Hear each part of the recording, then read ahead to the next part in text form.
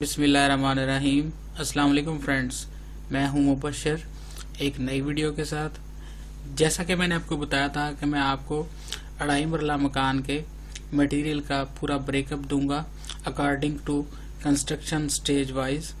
मैं आपको इस वीडियो में अढ़ाई मरला घर की फाउंडेशन में यानी बुनियादों में जो मटेरियल यूज़ होगा आज उसकी वो डिटेल उसका ब्रेकअप बताने जा रहा हूँ।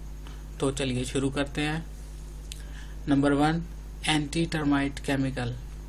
एंटी टर्माइट केमिकल आपका यूज होगा 2.5 litre in foundation. Number 2, brick ballast. Brick ballast आपका यूज होगा 60 क्यूबिक फीट। ये आपका यूज होगा फाउंडेशन में PCC 148 में। Number 3, first class BRICS. First class BRICS आपकी यूज होंगी 10,400 नंबर्स, 10,400। Number 4, cement bags.